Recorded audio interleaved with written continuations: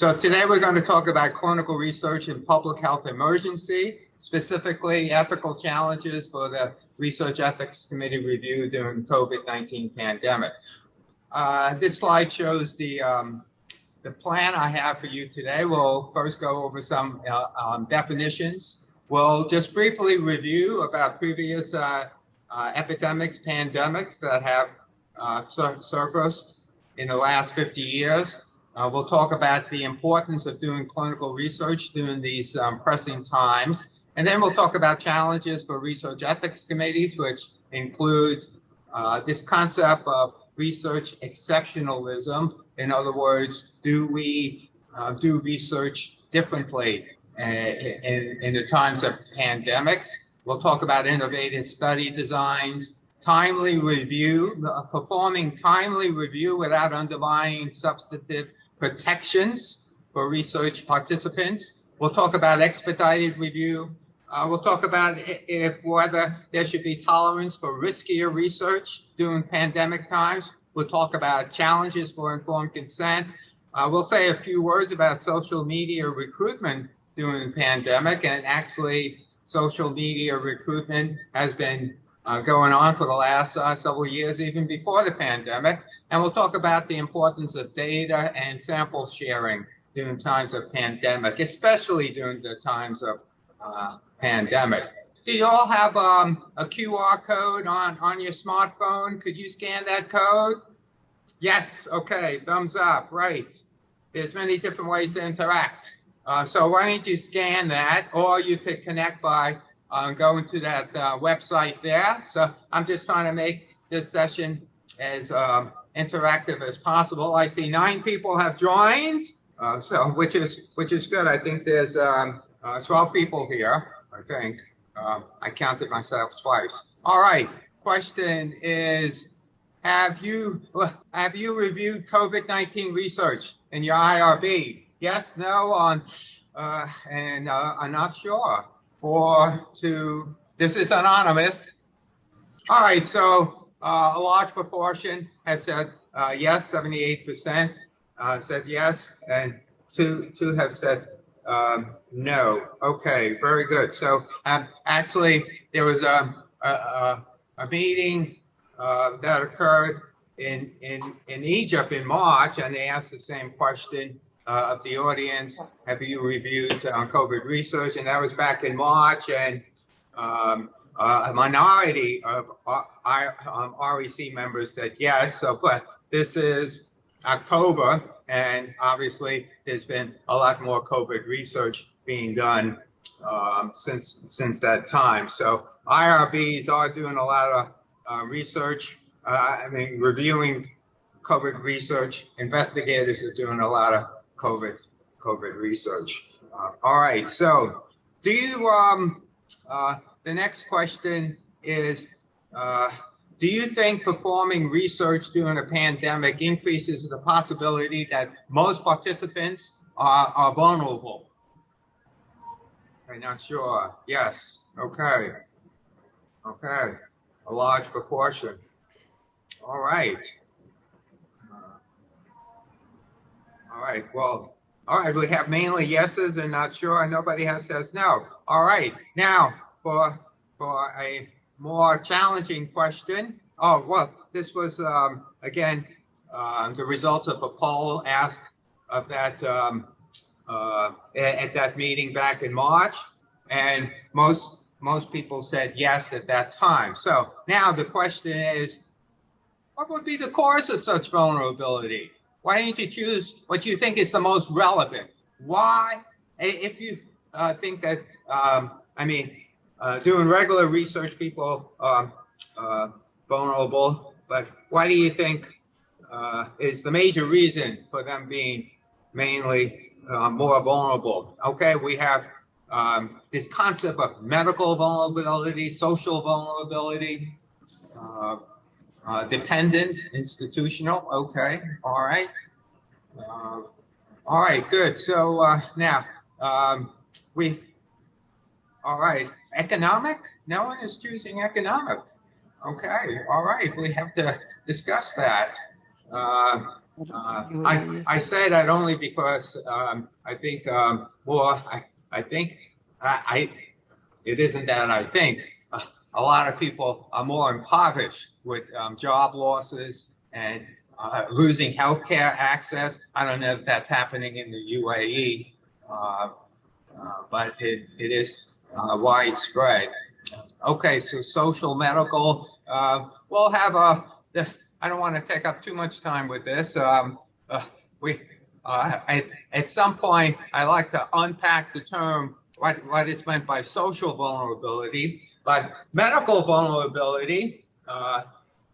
One concept of medical vulnerability is that patients are desperate for a cure or for a treatment, and hence they would sign up for any research studies, and that is what is meant by medical vulnerability. A prototype of medical vulnerability occurring in normal times occurs with oncology patients who are exhausted all their chemotherapy, and now they're presented with a trial for a new type of chemotherapy or an approved chemotherapy, but for a different indication. And we usually say those patients are desperate to sign up for any trial. And that's what we mean by medical vulnerability. Okay, very good. All right, so some definitions. And by the way, feel free to interrupt me at any time. And I'm not monitoring the chat box, so my trusted IT person, Yogesh. Some people may be wondering, who the heck is Yogesh? Yogesh, raise your hand. Yogesh is my trusted back end. He helps me with these websites. So Yogesh, if you think somebody has asked a pressing question, why didn't you stop me? Okay, very good. So what counts as a global health, or you could unmute yourself and just chime in. I don't mind being interrupted.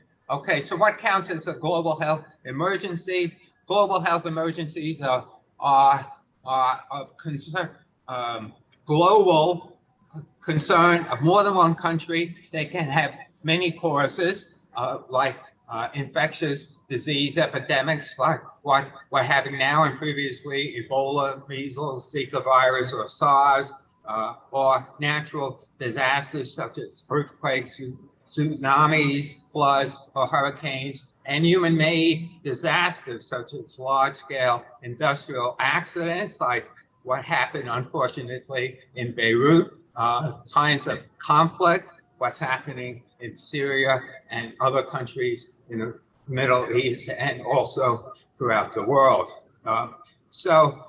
Previously, we had the 1918 influenza pandemic. About 500 people became infected, and at least 50 million people died at that time. Then recently, the SARS pandemic in 2003, and then the H1N1 pandemic in 2009, and then we had the Ebola outbreak in West Africa, 2014, 2016, and we'll come back to the Ebola conflict because some interesting controversies occurred with doing clinical research at that time that has relevance for what's happening in our situation. I forgot to ask. I thought I had a question. I thought I had a question on the website, but why didn't you actually, let's try a different way to respond. Why don't you, in the chat box, let me ask you, what do you find to be most challenging in reviewing protocols, in reviewing COVID protocols? What do you find to be most challenging in the last few months? Why don't you just write that in the chat box? Okay, large clinical trials have required time to review and lack of previous safety data. Okay, we'll talk about that. No previous references or evidence due to the novel nature of the virus. Okay, a lot of uncertainty. Off-label use of treatments. Yes, there's been a lot of that. I'd like to unpack why that is challenging. The use of off-label treatments, standardization of protocol. Okay, why don't we get a few more? Stringent timeline. Okay, great, good. Yes, time. We'll talk about that. All right, this is a good time. So we have time pressures, off-label use of treatments. We'll talk about that, and a lot of uncertainty with the nature of the virus. Ethical part. Yeah, but which ethical issues are troubling you? And large safety trials, lack of safety data. Okay, lack of safety data. We'll talk about that in terms of tolerance of risk. Okay, very good. I'm glad I'm going to address these issues. Okay, vaccine trials. Right. Okay, good. I'm glad you said that because that will be the on the agenda for next week. The vaccine trials. Okay, very good. All right, so lessons learned from the previous epidemic. So what kind of research is needed during global health emergencies? Well, we need to improve understanding of the concerns of people affected by the emergency. Improve understanding of the concerns of people. So good. Social behavioral research, make diagnosis quicker. So testing, develop new vaccines and treatments for diseases that cannot currently be treated or where treatment options can be significantly improved. That's for sure. Adapt existing ways of caring for people so that the services provided are appropriate and sensitive to their needs and provide health services in very challenging situations. Okay, so global health emergencies are challenging environments in which to conduct research. They involve disruption of people's lives and great health needs and other urgent needs, not only medical needs, but social economic needs. They are likely to be accompanied by time pressure to act that may be in tension with standard research timelines. Some of you have already mentioned that. There's anxiety and distress on the part of participants, researchers, and the wider community where the research is taking place. Other challenges for researchers include rapid turnover of workers active in the emergency, the inherent dangers of the emergency setting, the tension between doing research and the immediate emergency response, especially in the face of great need. So actually, a lot of researchers are needing to take care of the patients, and they don't have time to be able to do the research. But there is a lot of research going on nonetheless. So now we need to do the research during these trying times because there are risks of providing inadequate, ineffective, and even harmful care if we don't research these treatments. Someone mentioned about using off-label of drugs. We'll get back to that in a few moments. So actually, if you check clinicaltrials.gov, it just seems like everybody is just picking any off-label drug that has some anti-immune effect and using it in patients. They use it in research as well, but sometimes you wonder what's the rationale of using some of these off-label drugs. So the research provides much needed evidence for clinical management and public health decisions in an infectious disease epidemic.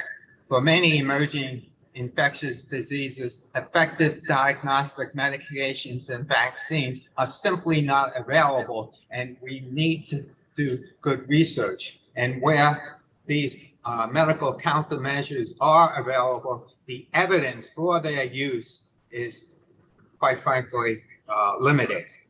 So the types of research investigating the virus itself, animal environmental research on the origin of the virus, epidemiologic studies, and there are a lot of epidemiologic studies. I've reviewed the research that you have reviewed, and I see that you have reviewed a lot of epidemiologic studies, a lot of retrospective studies as well, clinical characterization and management of the infection, prevention and control, including healthcare workers' protection, also including the stresses on the healthcare workers, therapeutic research and development, vaccines, and social sciences in the outbreak response. So a lot of research, but time is of the essence. The point at which an epidemic occurs is the only time to gather the data. We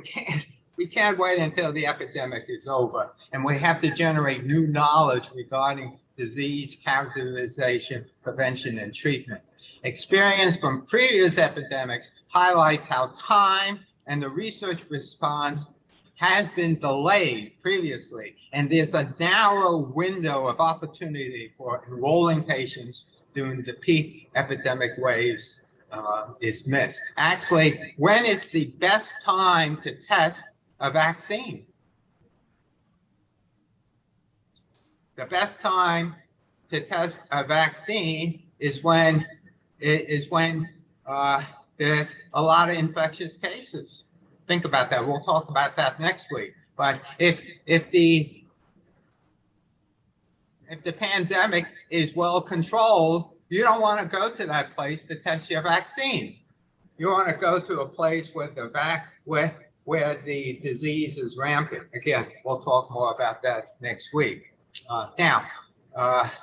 The window for learning in pandemics is often short, and there's a need to balance. However, there's a need to balance scientific rigor against speed. It seems inevitable. Now, let me ask you a question. Should one relax the requirements of rigorous research in order to speed up research? Time is of the essence. Should one relax the requirements of rigorous research? Okay, one person starts out, and I sense that's an emphatic no. Okay, all right. All right, so remember, this is anonymous. That's why I don't do it on the chat box. Should one relax the requirements?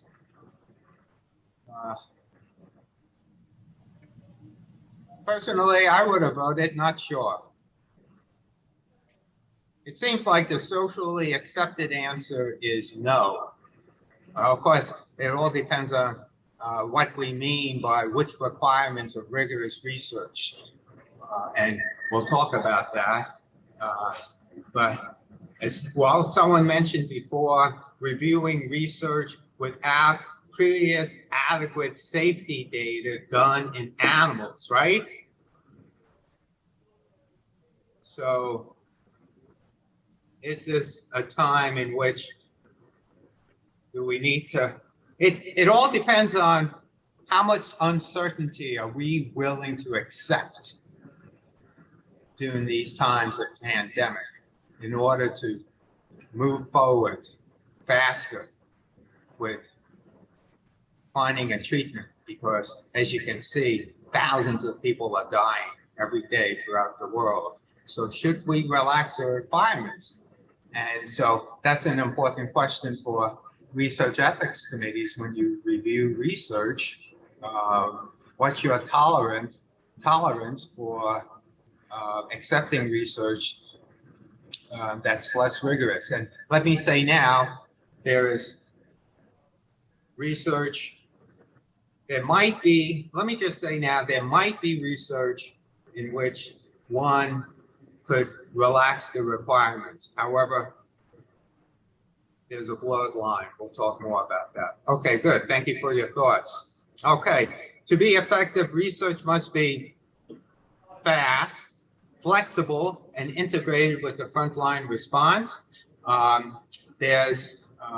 In order to enroll enough patients to get an answer quickly, there is a need for multi-site, multi-country research, and that's been done with the WHO, with the Solidarity trial, and in the UK and Europe with the Recovery trial. So there's a need for multi-country research to enroll participants faster. And however, we have to navigate the requirements of multiple regional and national administrative and regulatory systems. And this slide shows all the different factors that affects research that we have to not consider, but we have to consider not only the ethical aspects, but also regulatory, administrative, economic, research funding costs money, logistic, societal concerns, and political concerns as well. Don't get me started with the political concerns that's happening, what could I say, in my country. But I just want to say I voted last week. Okay, but I'll stop there with the political issues. Okay, so now, let me ask you, what kind of ethical issues, if some of you already mentioned a few, but what kind of ethical issues become more pronounced during the pandemic? This is something that you write down.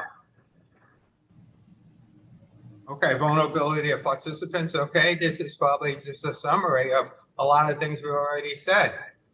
Balance of benefit and harm, vulnerability, control groups. Okay, very good, very good. Justice, good. We have to unpack that term as well. And let me just say that there's a lot of issues about equity.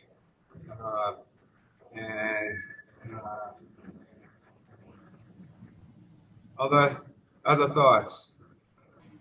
Safety. Okay. All right. Have one more. Okay. Informed consent. Very good. I was waiting for that. All right. So let's bias. Somebody wants to say more about the bias in regards to research design or bias in selection of participants. Maybe we could unpack that later. Transparency. Okay, good. All right, very good. So what kind of ethical issues? Appropriate study design that's sensitive to the difficult context in which research is taking place. Performing flexible review. I like better to use the term flexible review as opposed to fast review. Fast review sometimes is the notion that maybe you're cutting corners. Enhance. All right. I want you to know I finally found out the reason for the echo. Okay. See, I see a few people smiling. See, I like that. I'm sorry, I apologize. I had my speaker on. I thought it was off. Anyway, back to the presentation. Enhanced risk to research due to uncertainty of the effect of drugs. Someone has mentioned that already. Achieving meaningful consent processes. to ensure people's interests are respected. Also, equity issues. Someone mentioned justice. Emergencies disproportionately affect people in low-income settings, those who are already marginalized or deprived. Issues about community engagement. Essentially, are we hearing the voices of the community? Are we able to still engage communities when we design research, which involves questions of power and influence? Great effect when we collaborate with investigators in other countries. Is there fairness in these collaborations between the researchers and research institutions in different countries? And what about data and biological samples?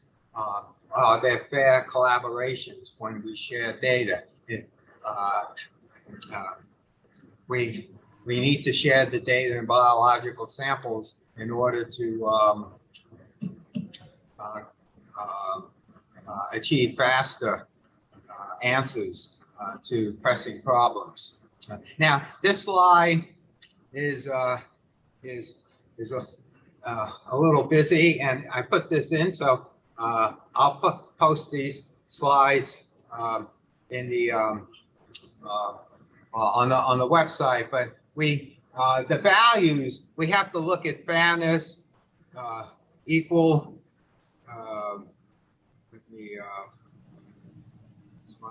Right, yeah. So we have to equal respect for individuals, communities, our research design sensitive to the local values. We'll talk more about that, about what happened in the Ebola epidemic. Do we ensure that participants are treated safely during these trials with so much uncertainty? Is there fairness when we do the research? Do we distribute the benefit and burdens of the research equitably between the different populations? Do we make sure that the processes of research are transparent? And then we have help reduce suffering, considering whose needs are being met by the research, who has defined these needs, who decides what research should be done, and are these the most important research studies that are being done? Getting back to the issues. Now, there are three issues to consider, barriers that could delay research, and one regards problems with the regulatory environment, doing research in collaborations, and then we'll spend some time on the innovative research designs. And those are several important barriers to doing research during these times. So we have to have enabling regulatory policy and social political environment. Clinical research operates in a wider policy, regulatory, social, political context. Key features of that context can operate as a barrier or an enabler, and then processes and mechanisms for rapid response are needed. So we have to have, not only do research ethics committee are under time pressures, but there are regulatory on time pressures as well. For example, I don't know what's happening in the UAE, but in the US, there's been a lot of pressures on the FDA to fast forward the review process and also issue emergency use directives for medications. And I'm sure you might be following the issues about approving a vaccine sooner rather than later. And then there's issues about partnerships and collaborations, which require strong interdisciplinary and cross-border collaboration. However, there could be multiple challenges to building equitable, fair, and mutually supportive partnership. Let me skip that. So now, getting back to the issue of research design. Okay. So let me ask you this question. Now, we all know about the randomized controlled trial design. That's supposedly the gold standard. So the question is, when current standard of care is ineffective, someone mentioned previously the use of off-label drugs. Okay. Now, interesting, with off-label drugs, we have the safety profile. Now, for sure, we don't know the safety profile of testing a off-label drug in a new disease that could bring up other safety issues. But when the current standard of care is ineffective, is it ethical to randomize patients to a standard of care control group when testing an already approved drug, approved for another indication? So let me ask you, when current standard of care is ineffective, and it has been ineffective for this pandemic, is it ethical to do randomized controlled trials? Randomize patient to a standard of care control group. Is that where we relax the requirements of rigorous research?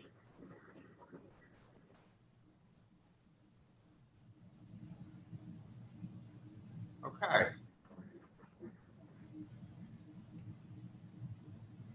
All right, so 6 people have voted. Let's get some more votes.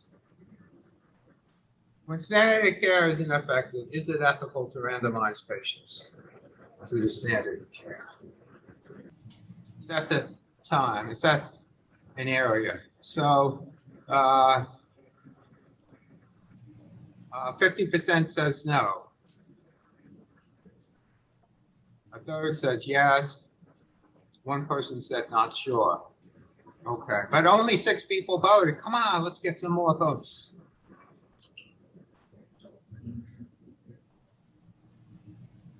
It's okay to put down not sure. I put down a not sure option so that everyone could vote. No more takers? Okay. All right, I won't press the issue. So during the times of Ebola in 2014, there was a lot of concern about trying to randomize patients to a placebo group at that time. The thought was that the mortality of the Ebola was as high as 70% in some communities because of the lack of effective treatment. And so when conventional care means a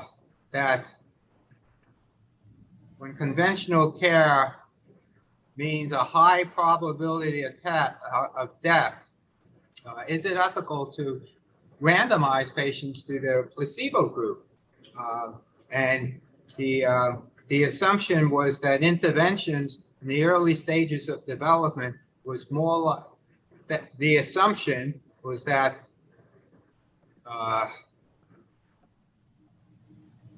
off-label drug might be more efficacious than the placebo group, and hence there was a thought that we had a lack of equipoise. That people thought that an approved drug, an off-label drug, was probably more likely to be efficacious than the high probability of death. And hence, there was some guidance saying that it was unethical to have a placebo group. Also, the other thought was that a lot of communities had a lot of mistrust of the research enterprise, especially when they saw that expatriates were getting drugs not in the context of a clinical trial. And they were saying, why do we have to enter a clinical trial in order to get these drugs? However, the counter argument is that, well, 90% of so-called novel interventions fail to prove to be effective for any indication. And there's the issue of equipoise. Equipoise is when you have genuine uncertainty in the community as to whether which group is going to be more favorable, the experimental drug or the standard of care group. However, we can't confuse the notion of individual equity versus community. Equipoise. So community equipoise is when a significant minority of clinicians are uncertain as to which group is going to be more favorable. And for sure, there might be a lot of individual equipoise, but individual equipoise should not be the more favorable voice in what study design to choose.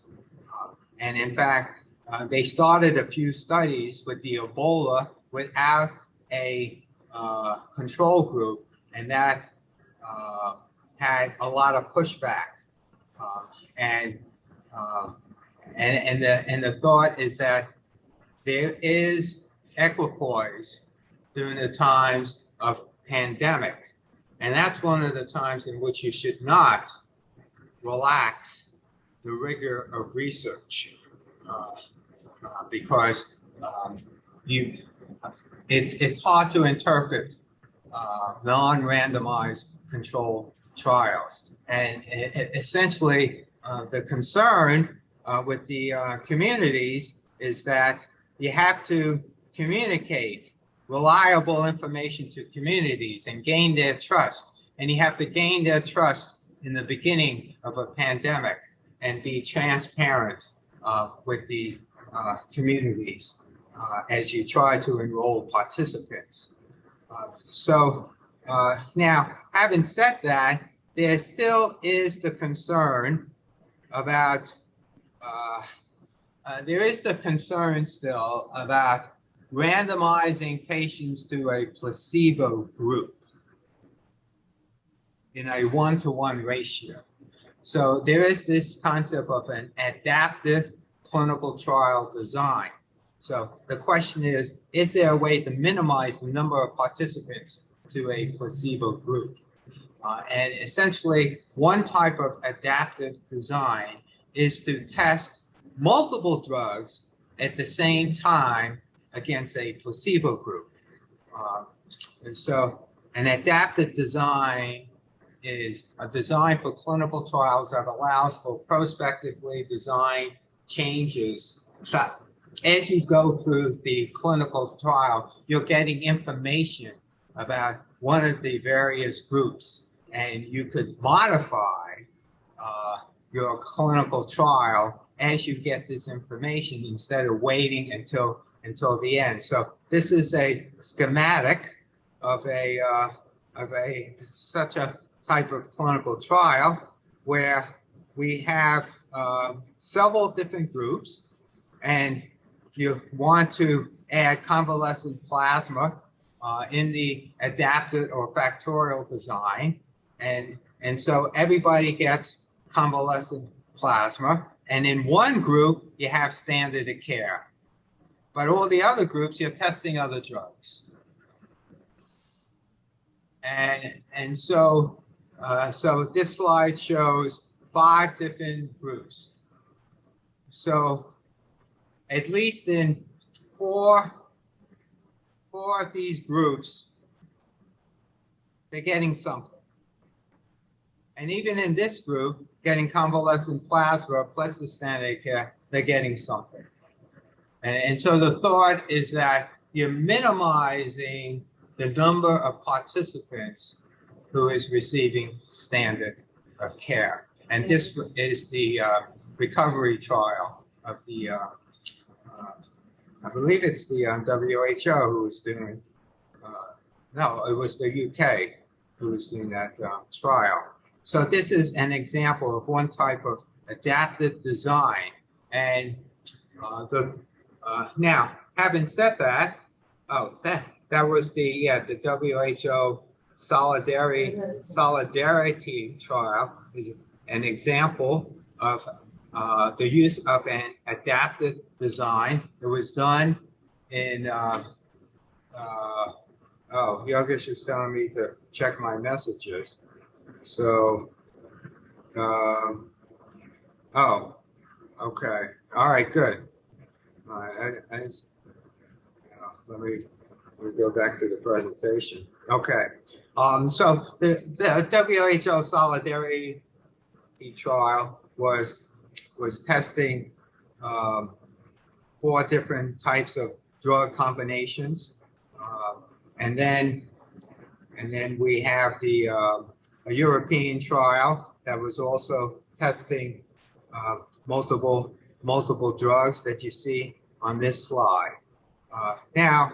And then another European trial. Again, the greatest strength of a non-adoptive trial or a regular REC does not allow opportunities for modification during the trial. Again, during the trial, you're doing more interim analysis, you're getting more data, and you may drop a treatment group. And you may add another treatment group. Now, having said that, here is a headline that I obtained from yesterday's newspaper in the Wall Street Journal. I get a lot of my medical information from the Wall Street Journal. I don't have any stocks. But anyway, so the reason for this headline, study adds to the remdesivir debate. So essentially, the WHO, who is doing an adaptive design, showed that remdesivir had no effect on clinical outcomes. And the controversy is that, again, what do we believe? The results of an adaptive design or an RCT. Now, several months ago, the NIH did a randomized control trial of remdesivir, and they showed that patients taking the remdesivir recovered faster, 10 days versus 15 days. I'm not sure how important that is. Now, there was some effect on mortality, but it was not statistically significant. However, the WH study, the adaptive design, showed it had no effect. So here we have, and some people are concerned that, do we trust the results from an adaptive design? So let me ask this group: have you? I think you might have reviewed the Solidarity trial, a trial adaptive design. I'm not sure.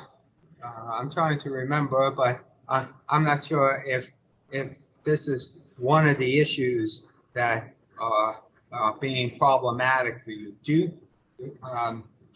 That's one of the challenges for RECs, is trying to review studies with these novel designs. Now there are other types of, without belaboring the point, there are other types of novel designs. There's called cluster trials, where you do studies in villages or communities. And the issue is with informed consent, you actually In some cluster trials, you don't have the opportunity to get informed consent, and then we have the adaptive trials as well. So let me, you all have that sheet of paper that I sent you with the list of clinicaltrials.gov, right? Okay, let me, right.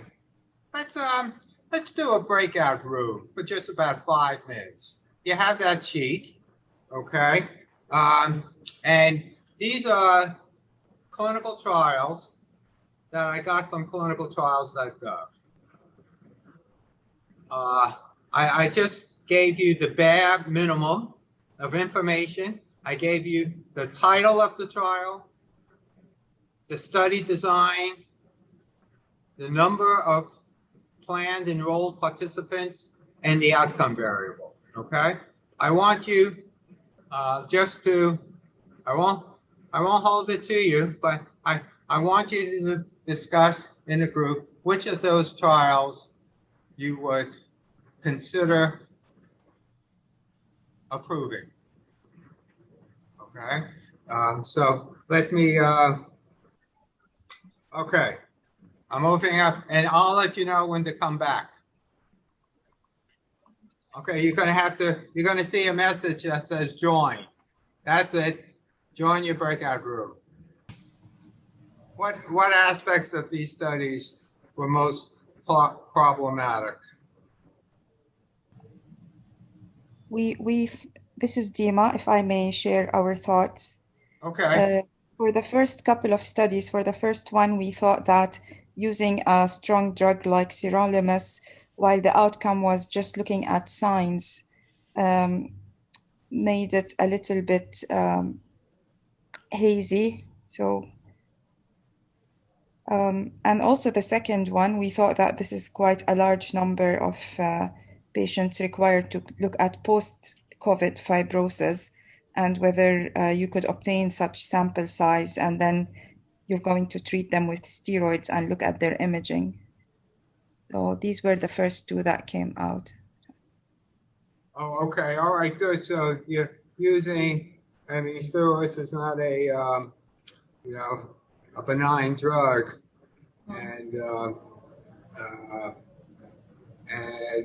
somebody mentioned before in the chat box about previous data. What is the thought behind? I mean, we sometimes use steroids in pulmonary fibrosis, but okay, all right, good thoughts. Other thoughts as you look through. Yeah, I would take the licorice trial out as well. Which one? Because the complementary intervention trial. Okay. That the gum and the licorice, because it just looks at the seroconversion from positive to negative, while it doesn't look at any clinical parameters or even biochemical parameters. Okay, right. And also, what kind of study design is it? Non-RCT. Right. Okay. Good. All right.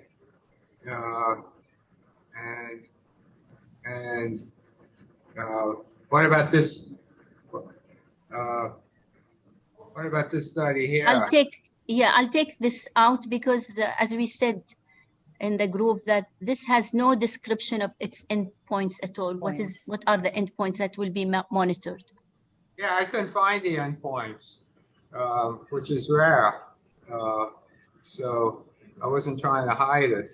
All right, good. What about this study here? This study, if you talk about now, I would not take it because we have anticoagulation is a standard therapy right now. Okay, all right. I'm also wary of composite outcomes. It's sort of okay, good. It's looking for any beneficial any beneficial effect. Right. Okay. Yeah, that's true. Yeah. Yes.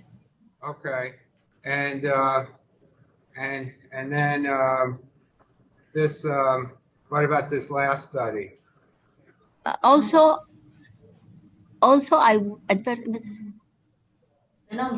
won't take it because we have many large studies which have proven already that steroids are beneficial. The recovery trials and many other trials that have used as well methylprednisolone or hydrocortisone. Right. Yes. Now, even if we didn't have those studies, would you approve this study? Also, the endpoints are weak, very weak endpoints. Right. Okay. And it is retrospective. Right. Yes. Right. Okay. All right. So I didn't make up these clinical trials. Okay. I got them off the website, clinicaltrials.gov, and all these studies were approved. And the point I'm trying to make is there's issues about study design, you know, the non-RCT retrospective, and if it is an RCT, what the heck is this about? When, I mean, 15 patients? Are you serious? And then we have 50 patients, 70 patients. Now, somebody mentioned if this was a phase 2 study, then you know, you usually have 50 to 100 patients. And maybe I should have added whether this was these studies were phase 1, 2, or phase 2 or 3. But a lot of these studies, even for a phase 2 study, is a small sample size. And a lot of you appropriately had concerns with the inadequacy of the surrogate endpoints. And that's a concern. I remember I used to do, I'm a critical care physician, pulmonologist, and we used to, I used to be involved in clinical research in the ICU, and we always thought that a good surrogate endpoint would be the inspired oxygen concentration and the arterial oxygen concentration ratio. We thought that would be a surrogate endpoint, and it has been shown that people could improve their oxygenation, and when you do a trial looking at mortality, it had no effect. So even when you think the surrogate endpoint is a good endpoint, it winds up not being a surrogate endpoint. And that's the problem with why you do a phase 2 trial, and you can't what word am I trying to say? You know, usually a phase 2 trial is not designed to look at mortality. It's not powered to look at mortality with a small sample size. So you use a surrogate endpoint, the surrogate endpoint looks good, and then you do the phase 3 trial and you get no effect. So that's a concern with a lot of these clinical trials that are being approved. So let me go back to my presentation. In this article here, Against Pandemic Research Exceptionalism, and what is meant by that? Well, do you allow for what I call less rigorous study research procedures, and when you're pressed for time, and a concern is that a lot of studies are using small sample size, unvalidated surrogate endpoints, and lack of randomization. And so, on one hand, I think there is a time to use, you know, and adaptive design. Even that is controversial. because you want to minimize the number of patients enrolled to the placebo group, but this is not the time to start using small sample size, unvalidated surrogate endpoint, and lack of randomization. So there may be some time for what I would like to call some wiggle room in clinical design, but this is not the point where you would want to make an exception to the study design. Okay. All right. And there's this article that I put on the website, The Carnage of Substandard Research During the COVID-19 Pandemic. This was published just a few weeks ago, and I invite you to look at the article. And I think you all know about how several articles already back in May and June were retracted from JAMA and the New England Journal of Medicine. So what does that tell you about the review process itself? So let me move along. So the WHO cautions against inappropriate clinical trial. Small, observational, non-randomized study will not give us the answer we need, says the WHO Director General. Okay, using untested drugs without the right evidence could raise false hopes and even do more harm than good and cause a shortage of essential drugs that are needed to treat other diseases.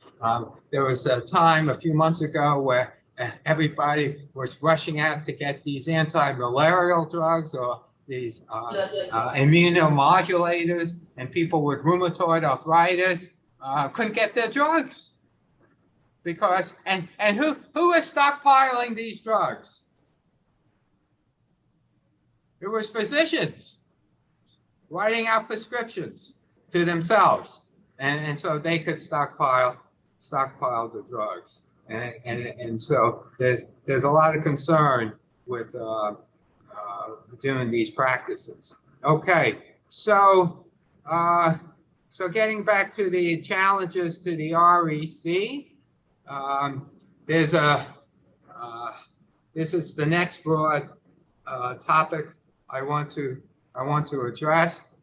There's a concern about the capacity of Research Ethics Committee to respond in emergency, where novel research designs are presented for approval in an emergency. This creates additional challenges for the RECs. These designs may not be covered by existing guidance nor familiar to a lot of people on RECs. And then there's this concept of expedited review, and we'll go over that in just a few moments. And then now there was a study, a qualitative research study done with RECs, and the RECs identified that the value of timeliness, responsiveness, and rigorousness as key elements of review, even at times of epidemics that we have to pay close attention to. So let me ask a simple question. Does your REC do expedited review?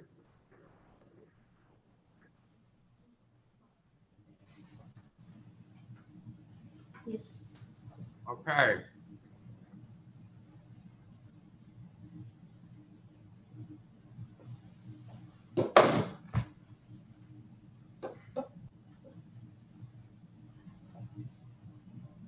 All right, good. So, well, I'll take it as 100%. Now, having said that, there's expedited review, and then there's expedited review. So, what do I mean by that? A common aspect or concept of expedited review is something called proportionate review, where you reserve for the most intense scrutiny and correspondingly more protection for the most ethically challenging research or research that's riskier. And you spend more time on that. But having said that, so, you know, for minimal risk studies, I'm sure you have your own list of categories of research that you would do expedited review. But in times of pandemics, I want you to tell me, have you changed, have you changed your strategies to conduct more timely reviews? Because I think I was told that now you meet every week. I saw the list of studies that you do, and it's quite impressive. So I'm sure you had to change your process for doing reviews. So how do you do more timely reviews? Okay, weekly meetings, meet more often. Okay.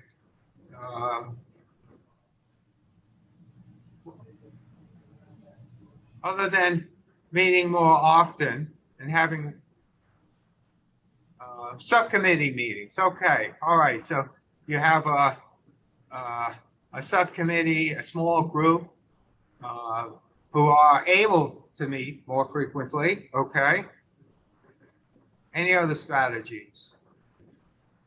Okay, more admin work done outside the meeting. Okay.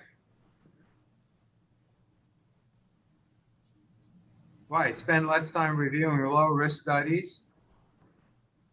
Outsourcing expertise.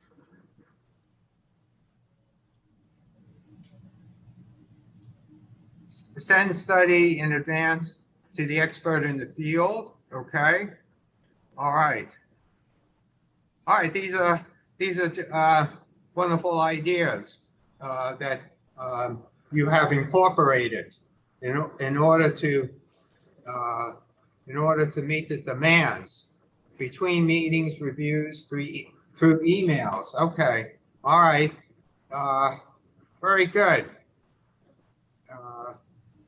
And okay, these are good ideas. So essentially, here's a list to address timeliness. Most of you have mentioned these ideas. Okay. Convene ad hoc meetings, subcommittees, conduct reviews by teleconference or over email, waive deadlines for protocol submission, right? I mean, sometimes when I submit to the IRB, I get the notice this protocol will be reviewed at the next meeting, like in 3 weeks. I said 3 weeks, okay? Rank protocols by urgency, have advisors pre-review the protocols, okay? Willingness to discuss protocols with researchers at the development stage and provide informal feedback. So by the time it gets to your committee or your subcommittee, all the issues have, all the controversial issues have already been discussed.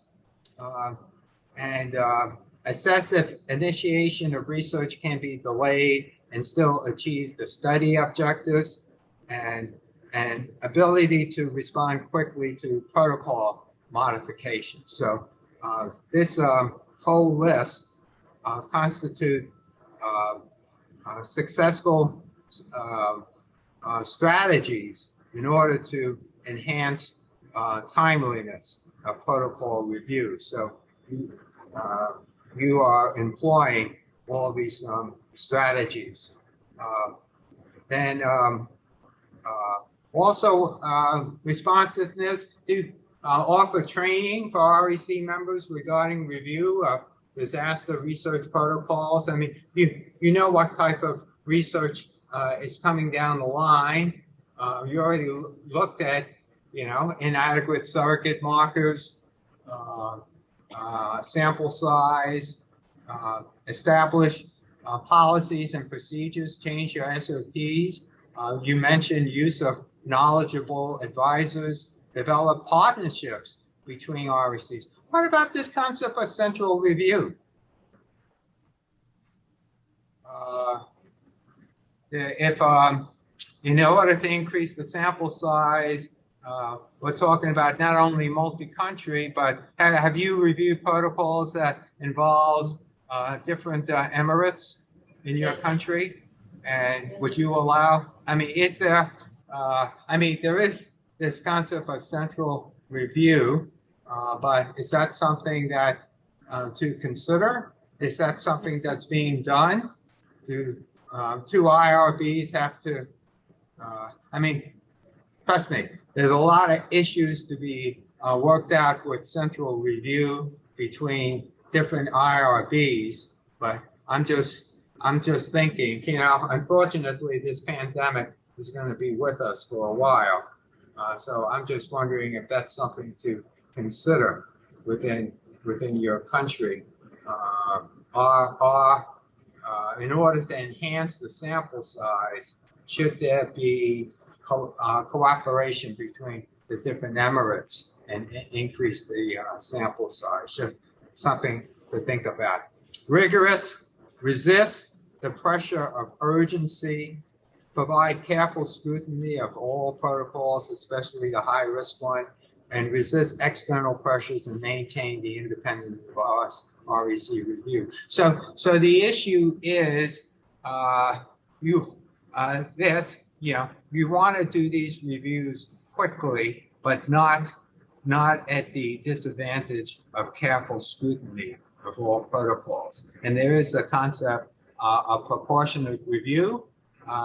If the protocol is low risk, and also if the proposal is going to give meaningful results, then you don't have to spend that much time on those protocols. And you may want to enlarge the category of protocols that you do expedite review. Okay. All right. So another question, which of the below represent major challenges to informed consent? We're going to switch gears. We talked about study design. We're going to say a few words about informed consent. So which one present even more challenges to informed consent than usual? Disruption in life, family separation. So, we're talking about patients discussing the protocol with their family. I don't know how well you could discuss the informed consent over Zoom. Complexity of the information.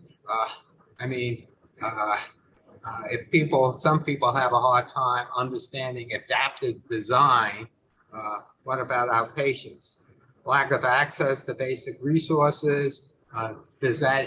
We discuss medical vulnerability, therapeutic misconception.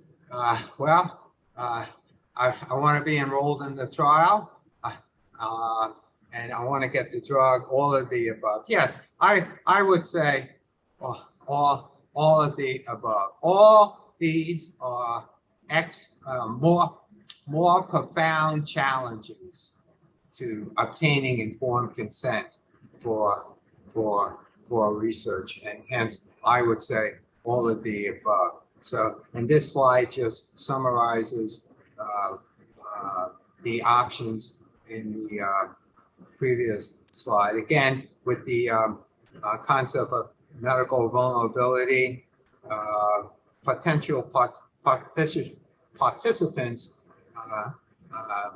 may think that this is their only option for treatment.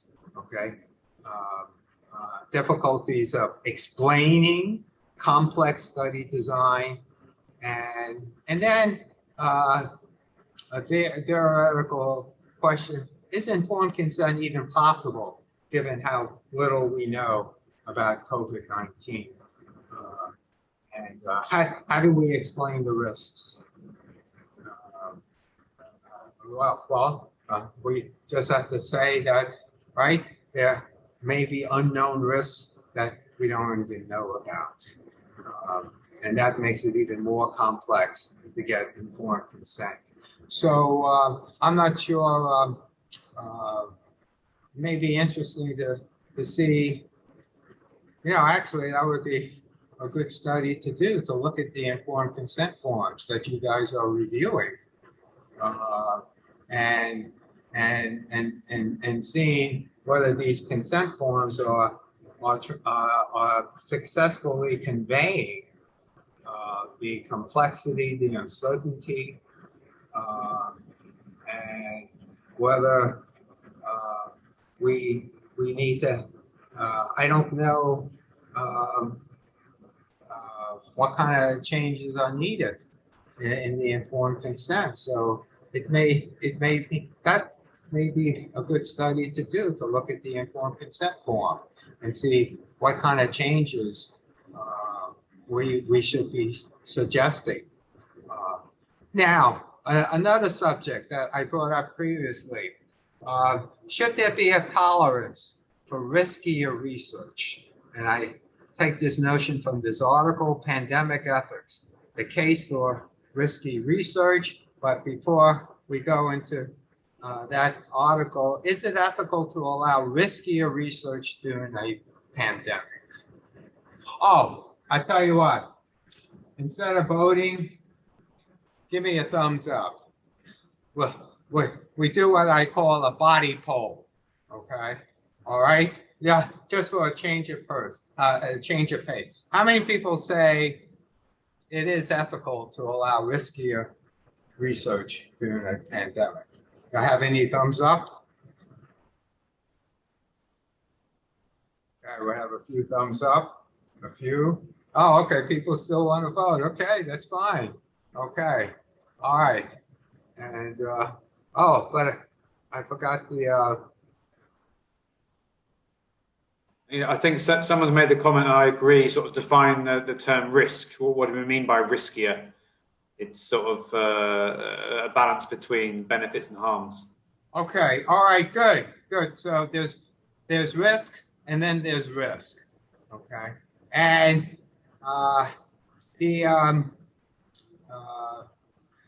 so I think, I forgot to write down the option, what one represents. One represent yes. So I saw a lot of thumbs up. So so the issue is that article talks about this concept of risk parity. We're asking our healthcare workers to take on more risk during this time. So is it only fair to also make an allowance for participants to take on more risk when they go into research? And you ask an excellent question. What do we mean by more risk? So, as someone mentioned before about lack of safety data when you review trials. So, what about skipping animal trials? Getting safety data from animal studies for promising treatments. Do we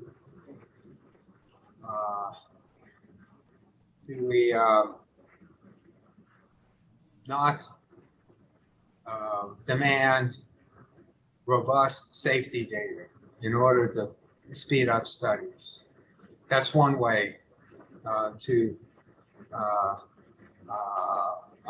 think of the notion of something that's riskier, lack of safety data. Is it, now, I asked a question in the beginning of this presentation, is it ethical to allow changes in rigorous research in order to speed up studies? And this, this may be one way to do research faster. That's a little riskier. And in normal times, the answer would be no. But this concept of risk parity, we are, healthcare workers are taking on more risk.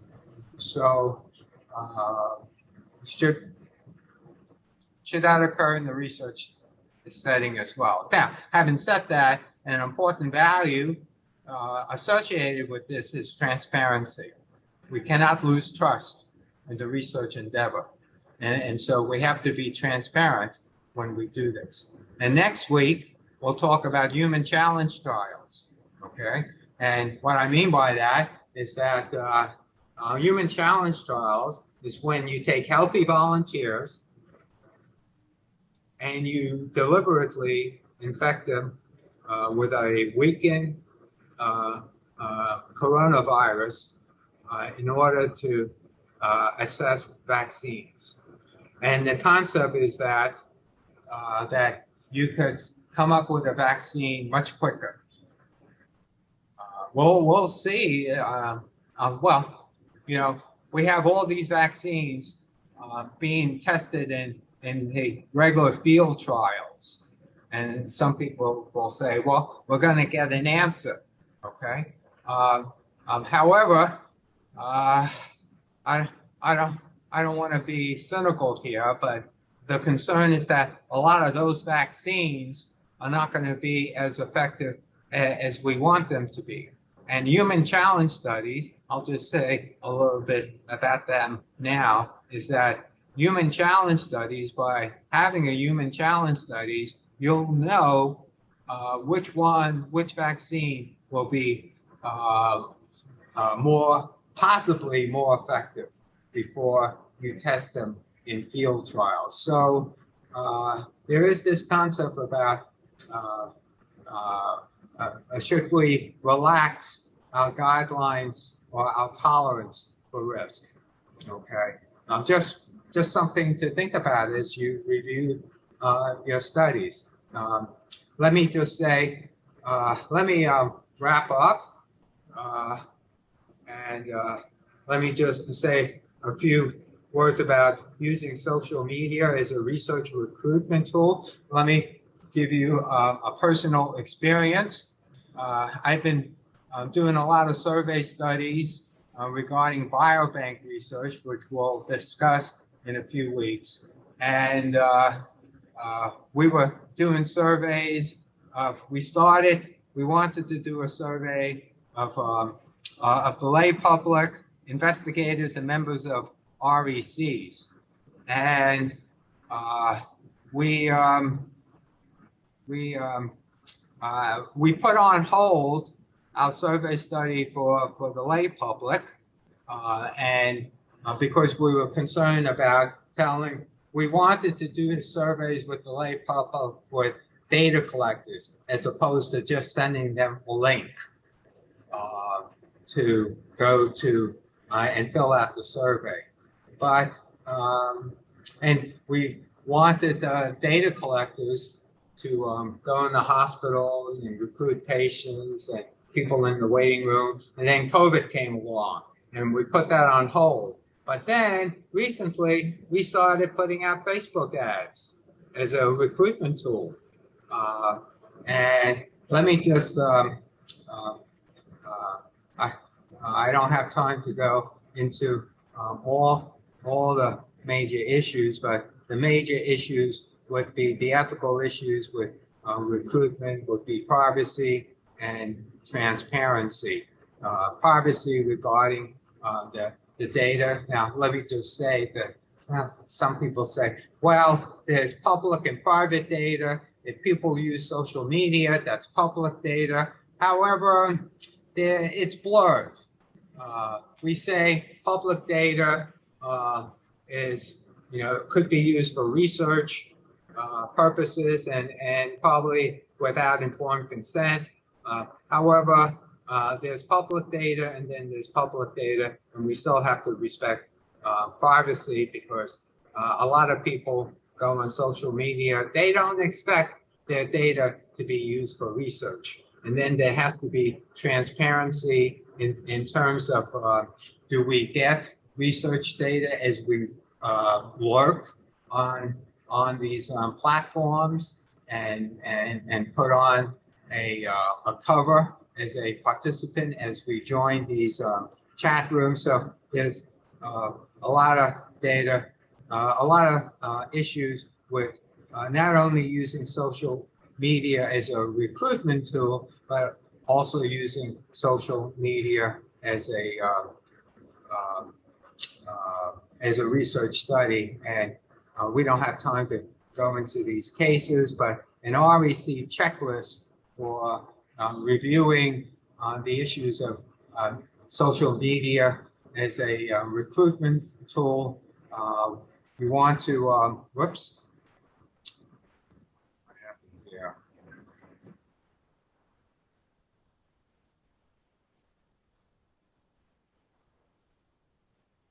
Get back.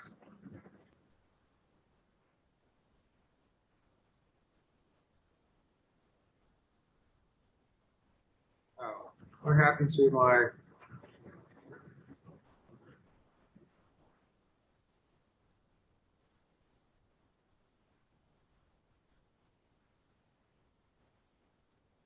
That's the wrong presentation.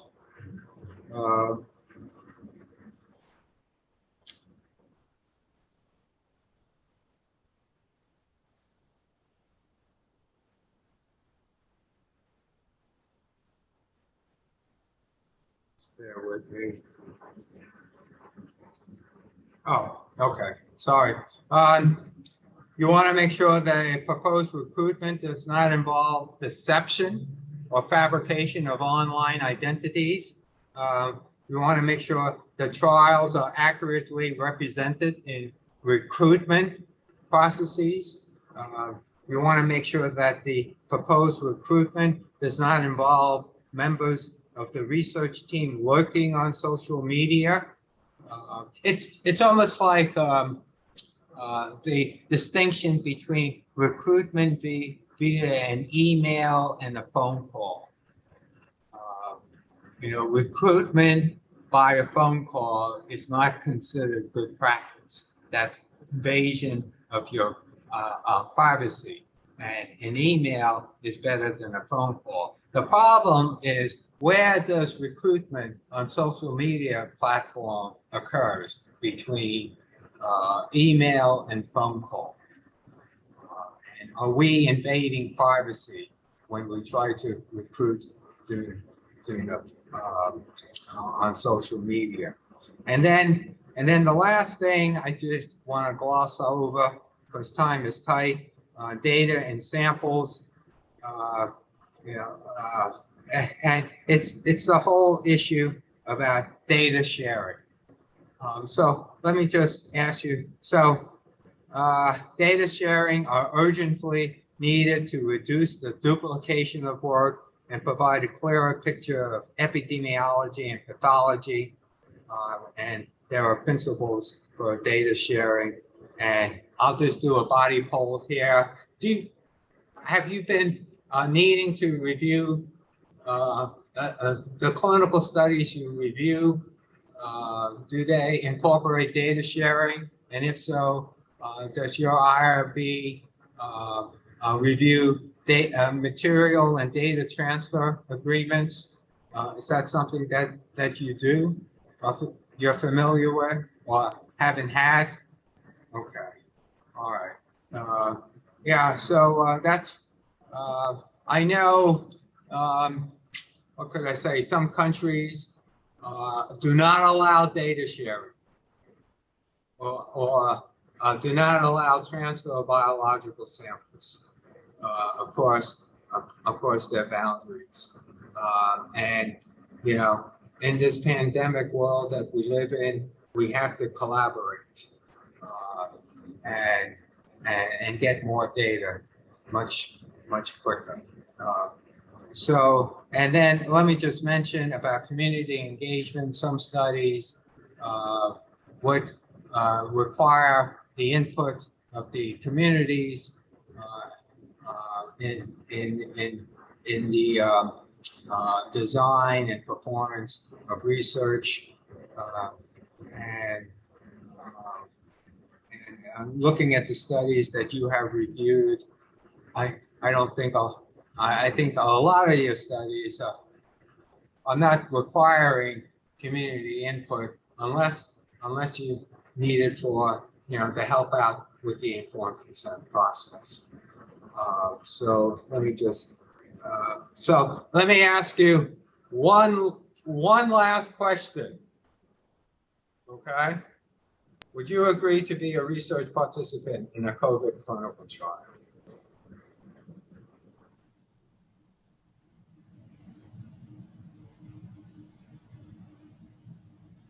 Yes, no, not sure. Depends on the drug.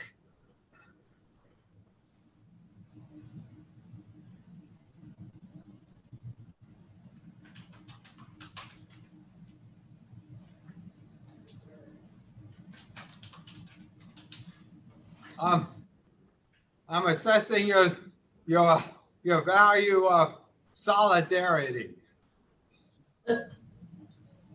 Sure, not sure. Yes, no, not sure. Depends on the drug. Okay. All right. Okay. All right. Something to. I always find the hardest individuals to recruit for a research study are doctors, or investigators. Okay. And I don't know why, but maybe they know something that we all know about. So let me just say, this was asked at that previous meeting, and less than 50% said yes. About 25% said no. Oh, wait a second. I'm not sharing this.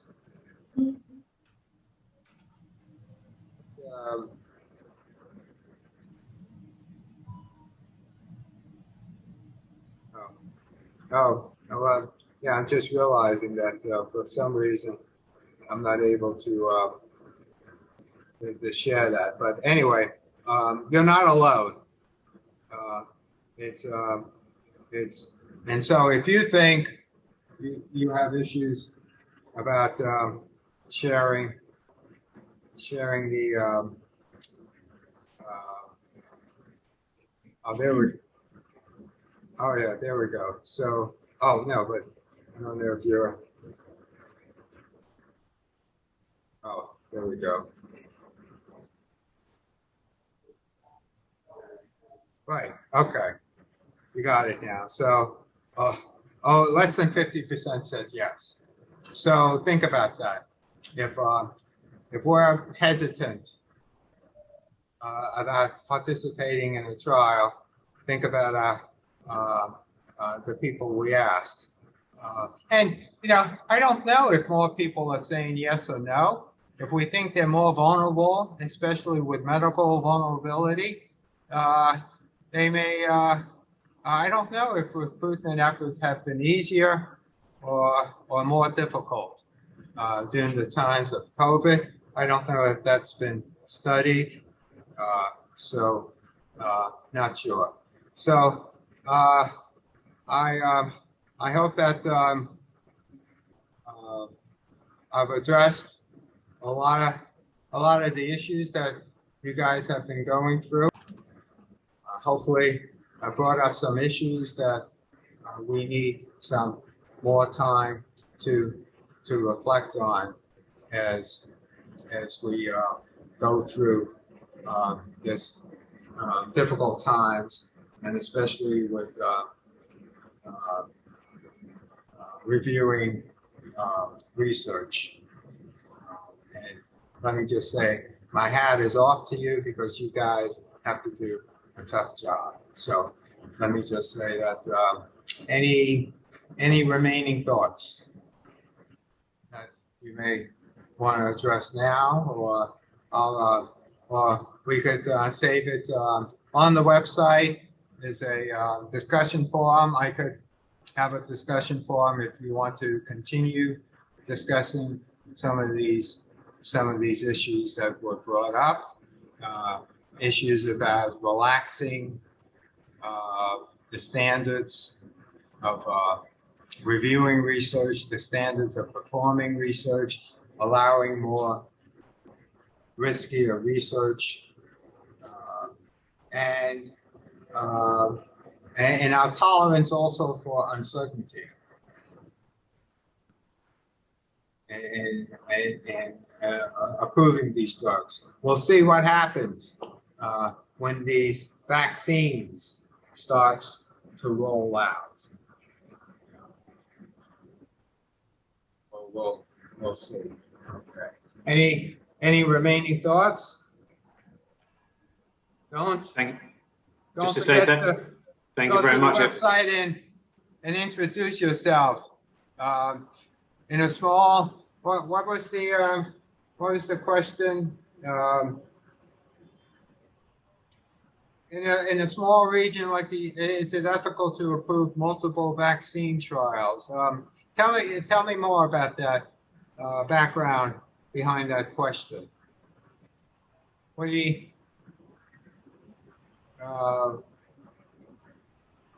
You mean? Are you going to get good results? Is that? What's the issue behind that question? Medha, maybe you can explain it verbally. Yes, do it verbally. Yes, Professor. This is Medha, and this was a question by me. Hello. Oh, okay. Explain yourself. Yeah, sure. So my question would be here, we talked about the vulnerability and the participant being compromised when it comes to the pandemic. So as an ethics committee, how ethical it is we approve multiple vaccine trials? Is it because of the competitiveness? Is it ethical to approve multiple trials in a small region considering the sample size? Oh, you're talking about the sample size, but isn't this part of a larger trial? Aren't these vaccine studies multi-country? Yes, usually, yes. Yes, true. Yes, multi-center, yes. Right. They are multi-center. Yeah. Right. Multi-center. Yeah. So, so I'm just thinking, unless you're, you want to, that vaccine studies need to be representative of the general population. Is there a concern that a vaccine may be approved that may not be effective in the UAE population? Is that the concern? Yes, just being part of the multi-center trials, just to serve a sample size, is it appropriate? Well, it's, in order to do,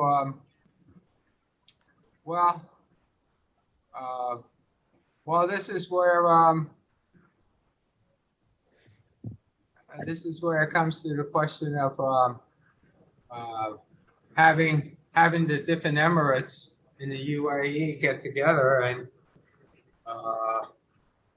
decide to just be part of one trial rather than all these multiple trials. Are you actually doing, I know you're doing the Chinese vaccine, right? Are you doing other types of vaccine studies? The Russian one is going Russian on. one. Oh, the Russian one as well. Sputnik. I say Sputnik. But it's a small sample for the Russian. In fact, the Chinese vaccine is the one having a big sample. But the Chinese vaccine itself is in fact two vaccines and a placebo. So it's a 3 arms trial. Oh, two different vaccines. 2 different vaccines. One is from Wuhan and the other one is from another city. I cannot remember the name. Beijing. Yeah. I see. Oh, they're doing it within the same study. No, it is one study, but it is testing 2 vaccines from China versus a placebo arm. Right. Yeah. No. Right. I'm saying two vaccines in the same study, and it's going to be difficult for the UAE itself to test your own vaccine because you'll never have enough samples. No, but they have extended the study already to the many countries in the Gulf and Middle East. So Yes, it's I not know, only UAE. You have to in order to get the sample size. Yeah. Also, as I'll explain next week, you have to do it in a region where the pandemic is raging. Yes, that's true. Right? Yeah. They are doing it in cities in which there is high infectivity rate. Right. Yes. And so, time is of the essence, and you need to do these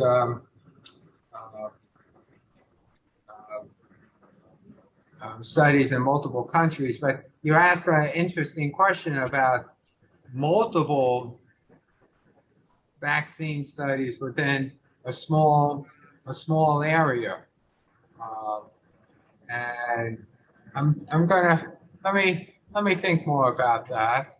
Whether initially my feeling is all right, you're contributing to a larger trial, so they'll get their sample size. But I'm just wondering, is there any disadvantage to the UAE population? Well, right? I don't think so. Yeah, no, I don't. I don't think so. I think it's okay. Yeah, right. Well, first impressions sometimes works, it's a pandemic, and you don't know which vaccine is going to be successful. And if you participate in many vaccines, at least you ensure a supply of vaccine from somewhere at the end for your people. Oh, I see. You're distributing your chances of now of getting a vaccine. What assurances do you have that the vaccine will be available to you guys? Nothing, but we have we have no insurance of being able to produce a vaccine ourselves. And even some of the countries that have produced a vaccine, their vaccine have been bought already by another country. That's right. It's a political issue rather than ethical issue. That's right. A lot of countries like the U.S. have already put their money down. Yes. To multiple drug companies to get the vaccine. Yeah. And so who's going to be left out? Right? You're not going to have 1 billion doses ready when a vaccine is approved. Okay. So who's going to be left out? Yeah. Interesting. We'll see what happens in the next few months. And maybe you should do your own challenge trials. Sign up with a drug company to do that. Well, we'll talk about that. All right, guys. I know it's getting late for you, and I want to appreciate meeting you all, and thank you for your participation. And I look forward to the next several weeks. Okay. Thank you, Professor. Let me know if there's any changes you want to make. Just like the adaptive clinical trial, I always believe in adaptive presentations. Okay. All right. Okay. Thank you very much. A lot of fun. Thank you. Okay. Thanks very everybody. much. Thank you. Good night, Good everybody. Good night, everyone. Very good.